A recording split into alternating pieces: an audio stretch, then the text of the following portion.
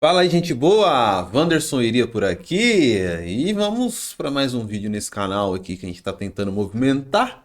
E hoje eu queria compartilhar com vocês uma experiência da minha vida, uma experiência que eu passei, que foi quando eu me afastei do Evangelho, quando eu me afastei da igreja, quando eu me afastei de Cristo, né? E aconteceu comigo e muitas pessoas acontecem isso e muitas pessoas têm dificuldade de voltar, muitas pessoas têm dificuldade de se restabelecer, né? E eu também tive essa dificuldade, né, de voltar. Em todo momento nós estamos sendo seduzidos. Eu era bem mais jovem do que sou hoje, porque ainda sou jovem, né? Mas era bem mais jovem do que sou hoje, né? Ainda não era casado, né? Já faz um tempo isso já faz um tempo, mas eu sei muito bem porque eu acho que as coisas não mudam, né? As coisas são muito cíclicas.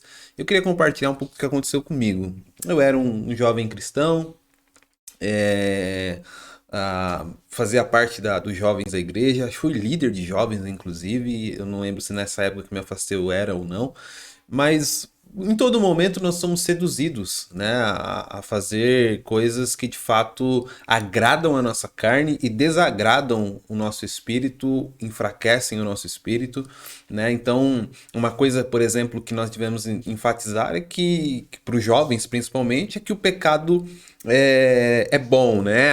As pessoas têm o costume de dizer, não, pecado é ruim, pecado é ruim, pecado é ruim. Para nossa carne, ele é muito bom, ele é prazeroso, né? Ele é ruim para o nosso espírito. E as pessoas, quando dizem apenas o pecado é ruim, quando o jovem experimenta aquilo, ele acha e ele vê que é bom aos olhos dele, ele fala, poxa, mas todo esse tempo disseram para mim que era ruim, então mentiram para mim todo esse tempo, e ele coloca em xeque todas as outras coisas que falaram para ele como se fosse mentira, quando na verdade deve-se se dar essa divisão, o pecado é bom para nossa carne, mas é ruim para o nosso espírito, para o nosso relacionamento com Deus, para a nossa intimidade com o Senhor, para a nossa comunhão com o nosso irmão, porque o pecado gera consequências que podem respingar no nosso próximo, nas pessoas que fazem parte desse mesmo corpo que é a igreja.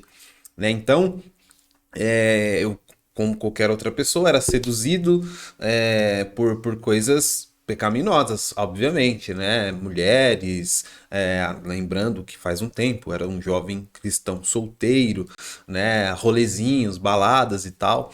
E eu lembro que do decorrer disso, a gente vai sendo seduzido, se nós nos rendemos a essa sedução, nós somos distraídos, né?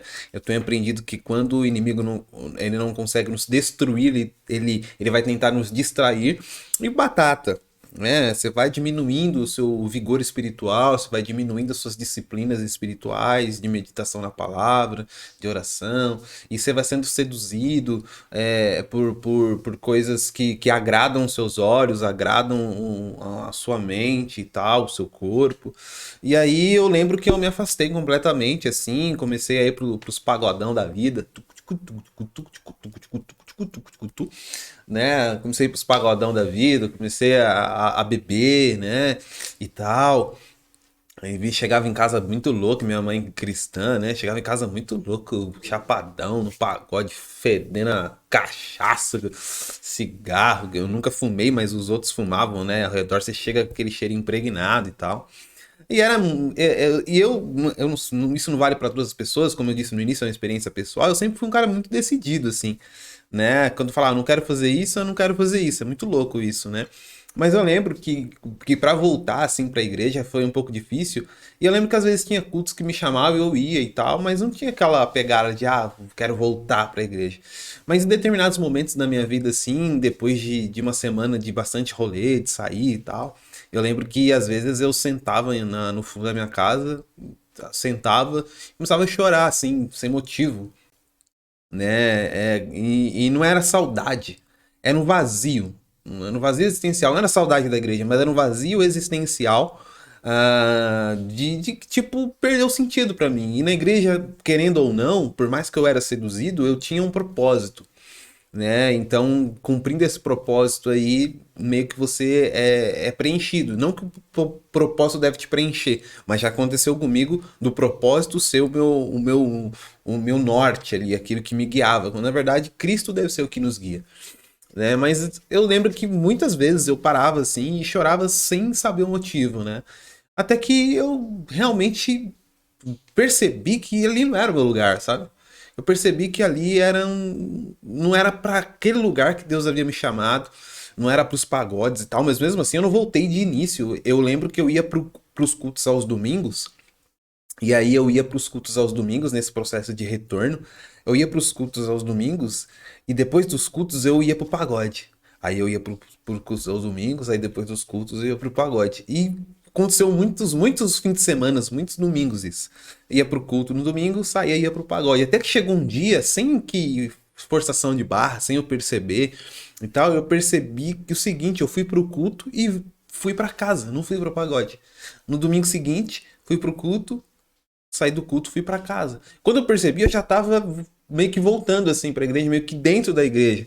E de fato, de verdade, eu não acredito, né, que nós possamos ser cristãos sem congregar. Tá em Hebreus 10:25, né? Não deixeis de congregar como fazem alguns. Porque você imagina o seguinte, a igreja é a noiva de Cristo. E Cristo como noivo, a igreja como noiva. Então, como é que eu posso querer esse Cristo, querer esse marido, querer esse noivo e não querer a esposa? Imagina o que você tem um casal de amigos. Imagina o seguinte, você tem um casal de amigos, aí você vai e fala assim, eu vou convidar ele para jantar. Aí eu falo, ô fulano, ô José, quero te convidar para jantar na minha casa, cara. Só que tem o seguinte, mano. Eu não quero que você leve sua esposa, tá? Eu só quero você. Eu não gosto da sua esposa. Eu não queria que ela estivesse na minha casa. Eu não queria que ela compartilhasse da mesa comigo. Eu só quero que você venha gente comigo. Beleza? Pode ser? Se o José ama a esposa dele, se o José quer bem a esposa dele, se o José não quer ficar de treta com a esposa dele, se o José ama de forma sacrificial a esposa dele, ele vai dizer: ô, cara, na moral, agradeço o convite, mas ela é minha esposa. Ela é a prioridade da minha vida. Então eu não posso jantar com você se eu não levá-la. E se você não gosta da minha esposa, você também não gosta de mim. Então por isso que eu não acredito que nós podemos ser cristãos sem congregar. Porque nós estamos ali na igreja para servir uns aos outros, para amar uns aos outros como Cristo nos amou. Então eu não jamais poderia passar pela minha cabeça. Quero voltar para Deus, mas não quero a igreja. Não, eu quero Deus, mas eu quero também a noiva dele, porque eles meio que estão interligados, entendeu? Então, tipo assim, a experiência de cada um é a experiência de cada um. E pra você que vai ver esse vídeo que talvez está afastado da igreja, eu sei como é estar afastado da igreja, eu te entendo, mas de fato, talvez você só vai perceber, o Espírito Santo vai te mostrar por si só que o seu lugar está errado. Talvez esse vazio que você está sentindo, de muitas vezes parar e raciocinar e falar, meu, que vazio é esse? Eu não estou entendendo. Na verdade, é simplesmente o espaço que Deus quer preencher na sua vida. É a sede que o Senhor tem gerado dentro de você para você voltar aos caminhos do Senhor, para você voltar para a igreja, voltar para a comunhão, voltar para Ele, receber esse abraço do Pai, receber de volta. E deixa eu te dizer uma coisa, o Senhor não está interessado em saber o que você fez no mundo, Ele está interessado que você retorne a partir daquele momento em arrependimento, que você viva uma nova vida com o Senhor, que você viva dali para frente. Então, na minha experiência, acho que eu fiquei acho que talvez eu tenha ficado 1 ano e pouco, quase 2 anos, talvez eu tenha ficado isso, talvez, 1 ano e pouco, não sei se chegou a 2 anos, afastado e nessa vida de rolê, de mulherada, de cachaça, graças a Deus eu nunca usei droga, graças a Deus, mais droga ilícita, né? Só a droga lícita que é a marvada. Marvada na entornava. Então, de fato, Deus não deseja que nós vivamos dessa maneira. Então, você pode dizer, não, eu tenho vergonha de voltar porque as pessoas lá vão me julgar. Problema das pessoas. Cristo morreu por você. Deus enviou seu filho para morrer por você. O único que pode te condenar é Cristo, é o Senhor, é só Ele, porque Ele morreu em nosso favor. Então, o problema das pessoas. Então, e às vezes isso nem acontece. Às vezes você volta para lá e as pessoas te amam. Aconteceu comigo, as pessoas não me julgaram quando eu voltei, as pessoas me amaram. Surpreendentemente, as pessoas me amaram. Então, talvez você tá com medo que é uma mentira, porque não aconteceu, você tá sofrendo antecipadamente. Então, volta. As pessoas vão te amar, as pessoas vão amar você lá quando você voltar. Então, essa é a minha experiência. Talvez sirva pra você, talvez não sirva, mas se servir pra alguém já é legal pra caramba. Mas de fato, se você está afastado do Senhor, está afastado da igreja, volte. Você sabe. No fundo, você sabe que aí não é seu lugar. Que o seu lugar é no Senhor, servindo seus irmãos, desfrutando desse amor e sendo amado. Beleza, gente? Essa é a minha experiência. Não vê se o vídeo ficou longo. O vídeo ficou longaço, mano. Você é louco, papai. Então, é isso aí, gente. Deus abençoe. Se inscreve no canal, deixe seu joinha e até mais.